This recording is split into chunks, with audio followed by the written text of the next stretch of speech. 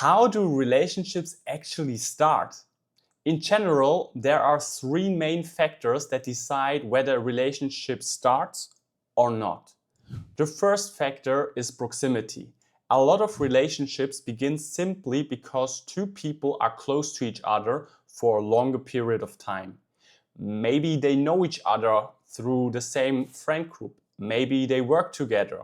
Maybe they go to the same university, or they meet regularly through a hobby, a sports club, church, or social circle.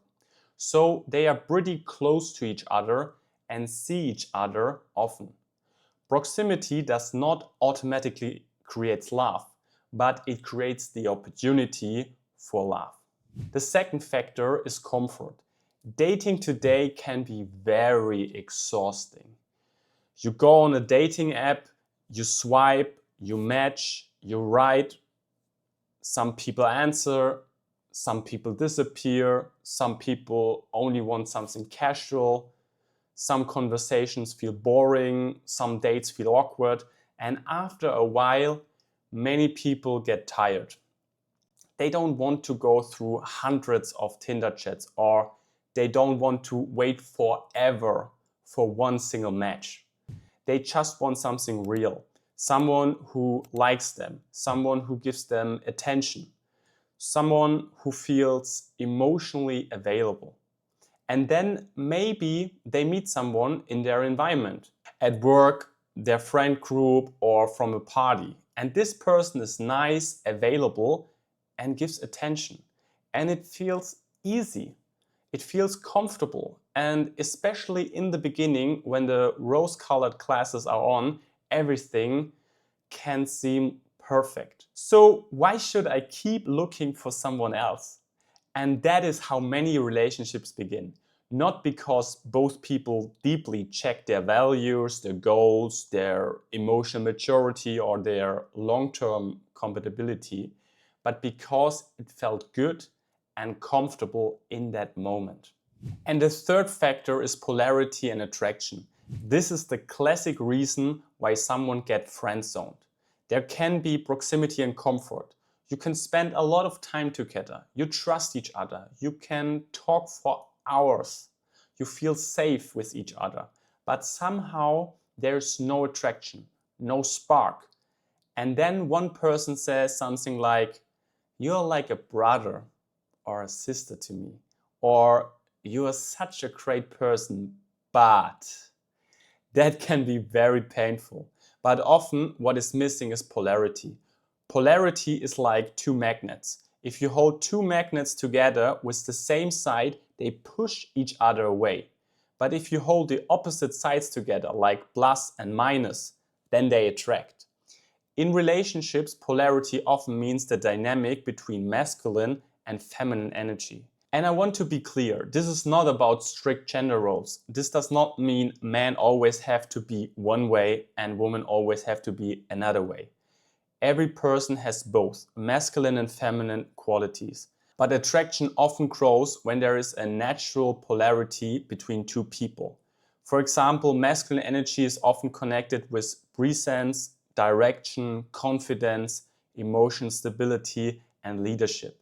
And feminine energy is often connected with openness, warmth, softness, emotional expression, and flow. When a man is grounded, present, and confident, a woman may feel safer to relax into her feminine energy. She may feel, "I can trust him. I feel safe with him. I feel seen and understood. I do not have to control everything." And that can create attraction. But when a man seems very insecure in the way he talks, decides, acts, or handles emotional situations, a woman may not feel safe. Then she may feel like she has to lead everything, she has to make every decision, she has to carry the emotional weight, or has to control the situation. And when that happens, she often moves more into her masculine energy. Not because she wants to dominate him, but because she does not feel safe enough to relax. And when both people are in a similar masculine energy, depolarization can happen. The attraction becomes weaker and the possible relationship feels more like a friendship than a romance. So if we summarize the three factors, when proximity, comfort and polarity are present, the chances are very high that a relationship begins. You're close to each other, it feels easy and familiar, and there is attraction.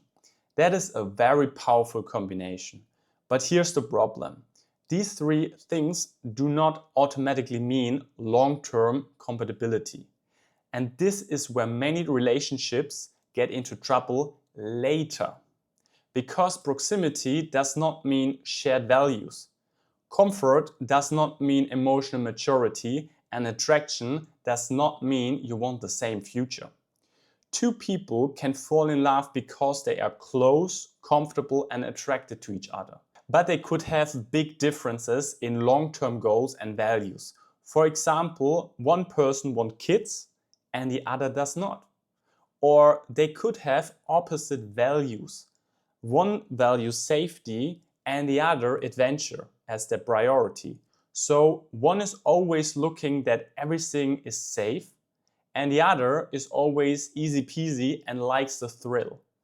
At the beginning, it feels exciting. But after a while, when you want to plan a vacation or look how to handle the money or talk about how you want to raise your children together, there will be big conflicts because of opposite beliefs and values. And with less understanding, it will cause more and more depolarization within the relationship until divorce is coming. So be aware about these three factors which affect how you see your new flame.